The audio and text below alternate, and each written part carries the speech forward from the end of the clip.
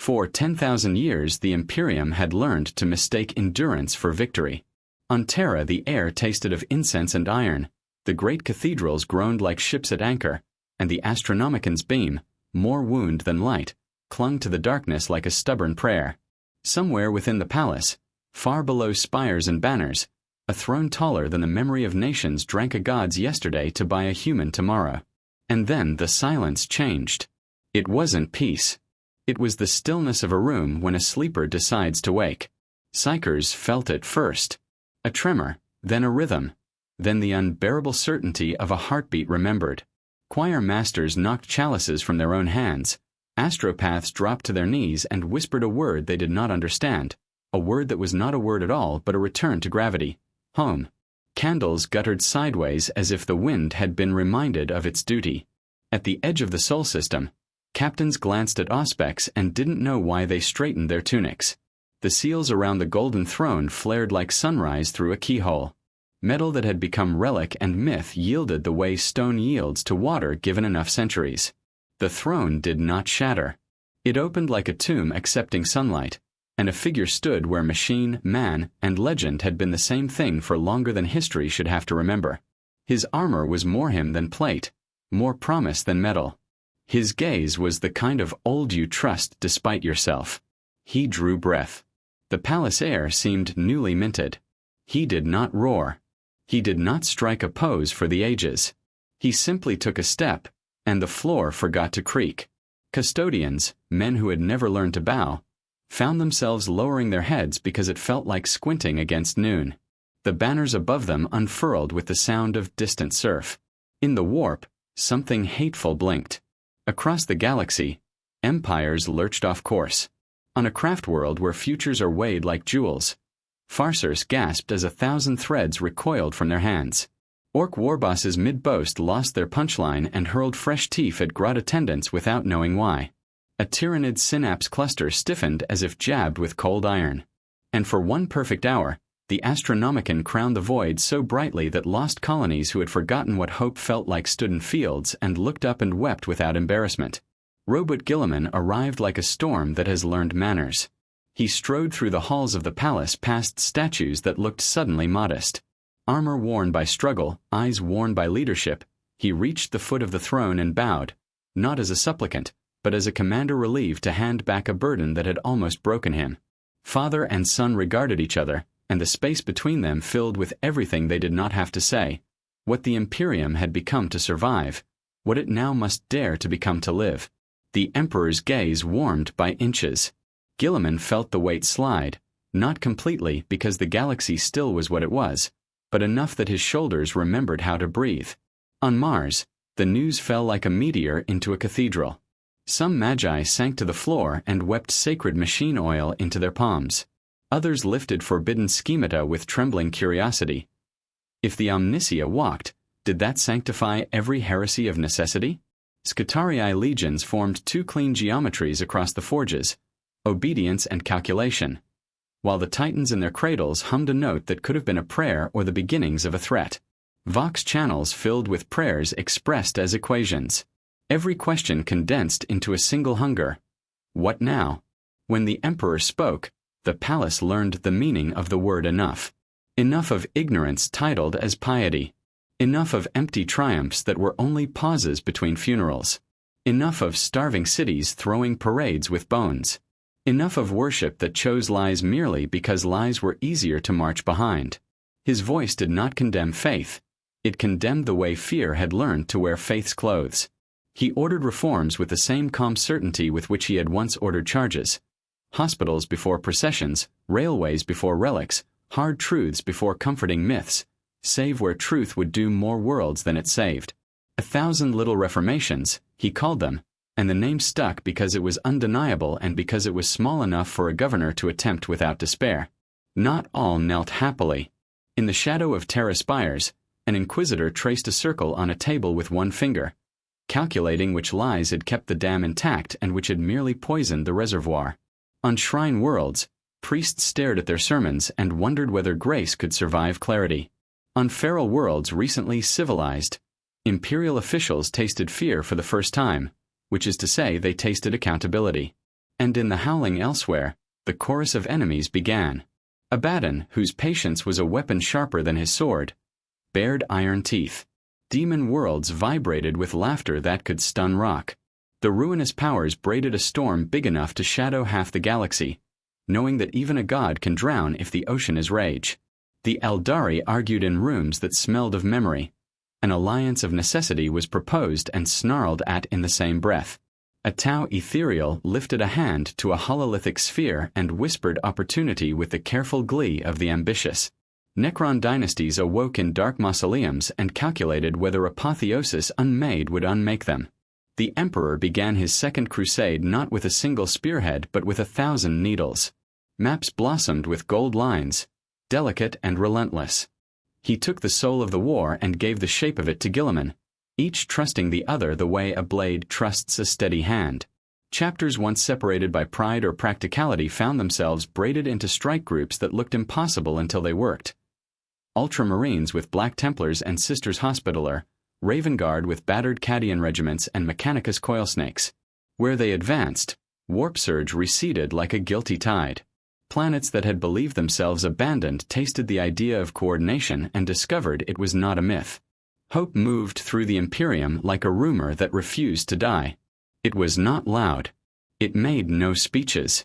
It simply arrived at supply depots and asked why the convoy timetables were written by dead men, then rewrote them. It showed up in hive slums and insisted that food distribution be measured in mouths rather than quotas. It stepped into a manufactorum and ordered ear protection for the children so they could hear their names when called. The hope was not in angels. It was in procedures that worked, overseen by a will that refused the comfort of excuses. The storm came for Sol as storms always come for what matters. All at once and with joy. A ring of hate flowered around the system like iron roses. The Black Legion advanced as if pulled on a chain made of oaths. Traitor fleets committed themselves with the clarity of those who want to be there when history burns. Luna's void shields groaned. Mars bled power into the sky until the red planet looked like a lighthouse. Jupiter's moons flickered with wars of their own like sparks around a bonfire. The Emperor refused to hide behind symbols. He stood on the battlements of the phalanx, the old fortress sun awakening at his gesture as if embarrassed it had ever slept. He looked toward the oncoming storm and did not raise his hand dramatically. He simply oriented himself the way a surgeon centers over a wound. Around him, captains steadied because their leader's breath was steady. The first volleys stitched light into the dark like a seam that the void itself wanted to hold. In the immaterium, will is a blade and belief its edge. The storm met a mind that had refused to rot for 10 millennia. The Emperor did not rage.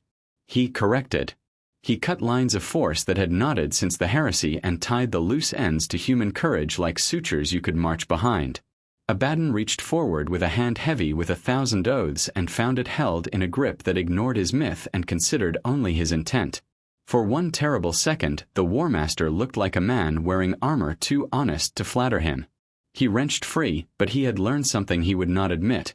There are hungers older than his, and one of them had woken. On the decks of the phalanx, a young raiding named Sarah carried ammunition with both arms and thought of her mother's kitchen and resolved to live, which is the kind of resolve that sometimes tips a battle. In a Luna drydock, a Medicae with shaking hands taught 3 guardsmen how to bind a wound as if the lesson were a sacrament, which in that moment it was. On Mars, a trio of tech priests, one who believed, one who doubted, and one who pretended to do neither, poured their minds into a machine hymn that kept a crucial shield from failing by a heartbeat and then another. Heroism did not roar. It persisted. The price was everything prices usually are and a little bit more. A dozen chapter banners burned to buy a corridor where civilians could run without being shot in the back by a sky that hated them. A cathedral collapsed not in anger but because it chose to cradle a hospital, and structures are honest creatures. Guilliman's flagship limped, her keel a psalm of scars, and he smiled a tired smile that meant again and of course and I have help now. When the storm finally broke, it did not fall silent. It retreated with the dignity of something that knows it will be back. The Emperor watched the wreckage drift like black snow and looked at the ledger of the dead. He read names, not numbers. He let each name hurt, because the pain was honest and because he had been too long in a chair that consumed him and hid that cost. Then he chose the future anyway. He returned to the throne, but not to die upon it. He used it. He poured his will through its rotten miracles and turned the Astronomicon from a scream into a disciplined beacon. He taught from there. He listened from there. Fleets moved with a purpose that felt like music. Planetary governors discovered the hard, unfashionable joy of competence. The Inquisition burned less out of fear and more out of proof. The Adeptus Mechanicus argued with itself in public and then delivered machines that saved lives before anyone could write a hymn about them. Not everyone loved the New World. Some loved the old lies because they were easier to march behind. But even they found themselves working next to men and women who were done with despair, and despair is a disease that cannot survive close contact with patients. In the far reaches, Xenos watched and adjusted. Eldari warlocks delivered warnings wrapped in bargains to humans who were learning how to listen without kneeling. A Tau coalition offered alliances with smiles too sharp. Some were accepted with eyes open. A Necron overlord paused over a star map and calculated that this new variable improved his long game if he pretended to loathe it. The galaxy remained the galaxy. Treacherous, beautiful, complicated. The difference was that humanity had recovered the memory of choosing. On a wet world that had never mattered to anyone important, a guardsman dragged a wounded sergeant through a rain that smelled like iron and fruit. Overhead, a gunship cut the clouds in half with its heat. The guardsman stopped to breathe and looked up at the sky, and the light there felt like a hand on his shoulder saying, "I see you." He laughed, which surprised him. The sergeant opened one eye and said, "Try not to enjoy yourself," which surprised them both. Nearby, a sister of the Hospitaller wrapped a child in a thermal cloak and sang a song she had never had time to learn. Back on Terra, Gilliman walked through a corridor where the light loved the stone. He paused before a window that looked out over a city that had remembered it was a home before it was a monument. He did not try to measure what had changed. He simply allowed himself the rare luxury of satisfaction. The door behind him opened without ceremony. The Emperor stood there as if doors had been invented to arrive precisely where he wished to be. They looked at each other like generals who have earned the right not to explain. "There is more," Gilliman said, "because there always is." "There is always more," the Emperor agreed. "And now we will meet it standing." Night fell on Terra the way it falls on cities that intend to rise. The palace lights dimmed to a working glow. Vox traffic settled into a cadence that sounded like a lullaby for ships. Somewhere deep within the world, a child woke from a nightmare and realized she could not remember what had frightened her. The stars outside the window held still, not because the warp had become kind, but because someone stubborn had reminded it of the rules. The Imperium didn't become gentle. It became clear. It did not renounce strength. It remembered what strength was for. There were still enemies sufficient to any tragedy. There were still men and women eager to ruin delicate things for the applause of monsters. But there was also this, a plan that could survive daylight, a beacon that did not flinch, and a will that had learned how to be merciful without becoming weak. In the Golden Throne, a man who had once been myth leaned back as far as duty allowed and closed his eyes for the length of a breath, which for him was the length of a sunrise. Across the galaxy, billions of strangers exhaled at the same time without knowing why. That is how civilizations begin again. With a breath they all decide to share. War would come tomorrow. It always does. But tonight the Astronomicon shone like a crown rather than a wound. The warp storms grumbled like drunks turned away from a door, and on worlds no cartographer would ever bother to name, people slept a little deeper. Perhaps that is all a god can give without becoming a tyrant. The space to choose, the courage to use it, the promise that if you reach your hand into the dark, something that remembers your name will be there. 10,000 years had bought a breath. With that breath the Emperor spoke, not in thunder but in orders that saved lives, and humanity at last remembered how to exhale and move.